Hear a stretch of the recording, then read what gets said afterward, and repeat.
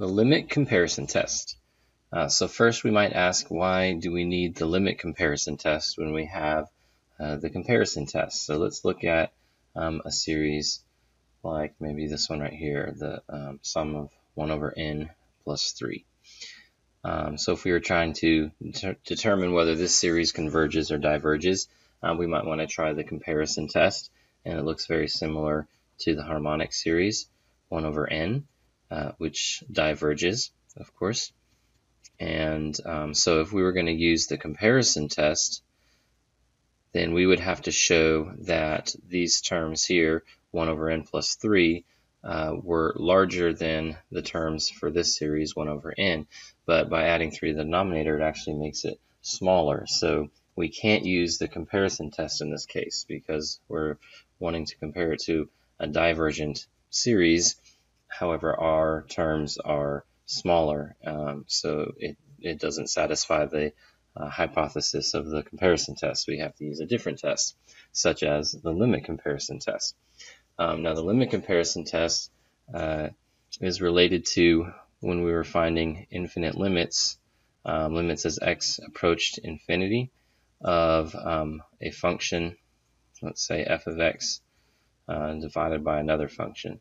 And so this limit could equal infinity, 0, or a constant, depending a non-zero constant, depending on the relative growth rates of these two functions.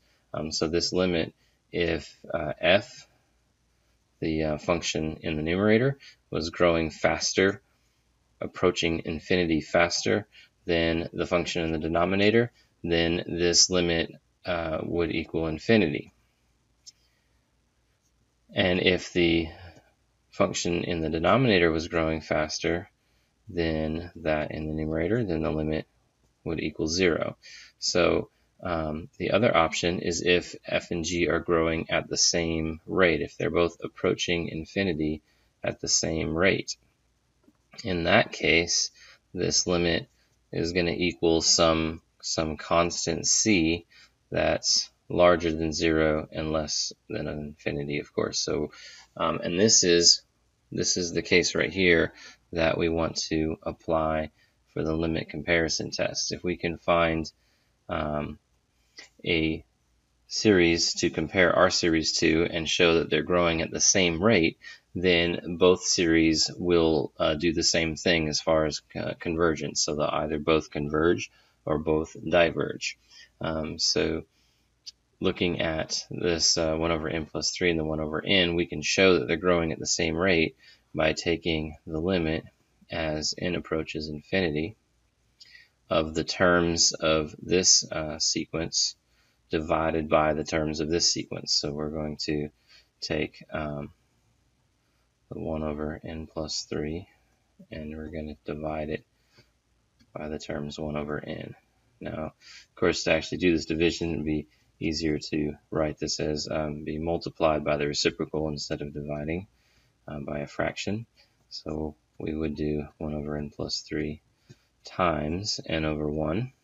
And if we can show that this limit equals a constant that's greater than 0, then we would have shown that these series are growing at the same rate, and therefore this one will also diverge, since we already know that this one does.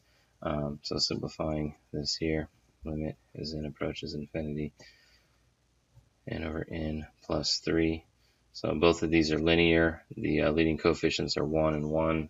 We know there's going to be a horizontal asymptote, and this limit is going to equal 1.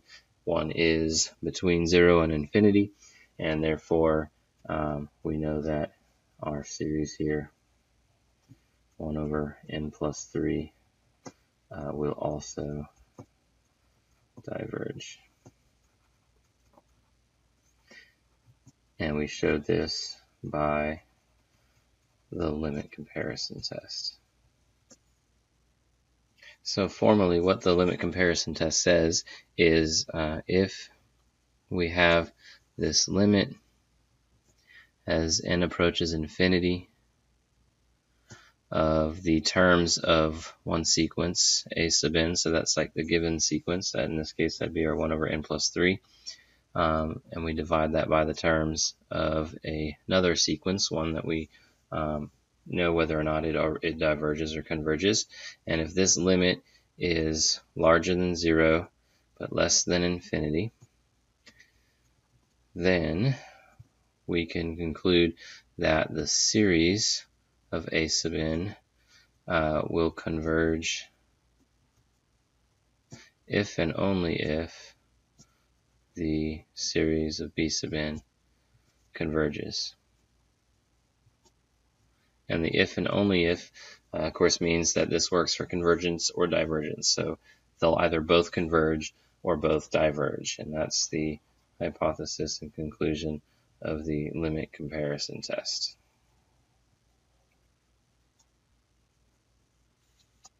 Okay, let's do one more example here. We've got this nice looking series.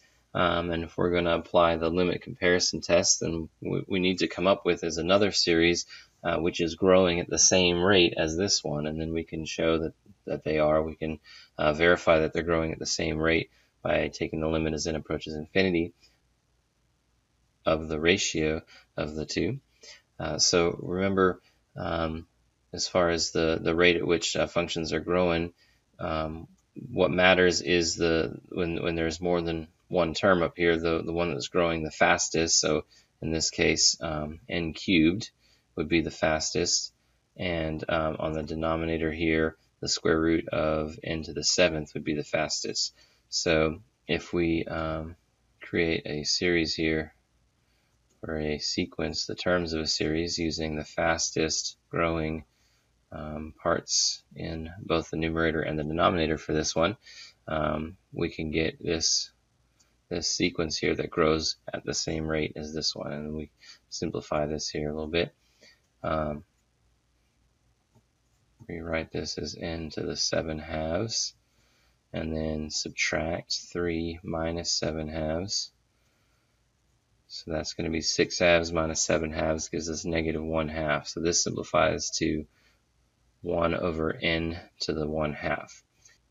And these are the terms of a p series. So we know that the series of 1 over n to the 1 half diverges by the p-series test. And we know that because p is less than 1.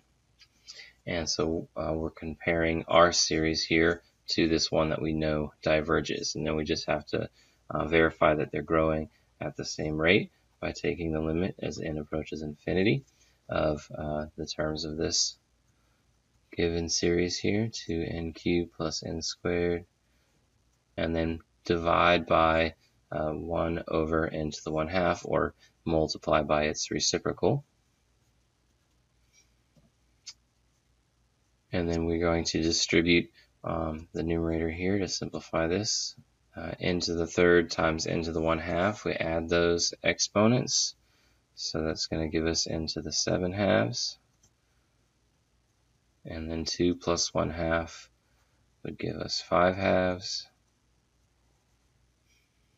Now in the denominator, we're going to actually factor out n to the 7th from n to the 7th plus 1. So that would give us 1 plus 1 over n to the 7th. And then we can simplify this radical here. And we can also factor the numerator. Now the n to the 7 halves will cancel. And since we're taking the limit as n approaches infinity, 1 over n will become 0, and 1 over n to the 7th will also become 0. So this limit is just 2 over the square root of 1, or 2. And since 2 is clearly between 0 and infinity, we can conclude that our series here that was given also diverges. So this one is going to do the same thing that the one we compared it to does. And since we compared it to this divergent p-series, then we know ours will also diverge. And that was shown by the limit comparison test.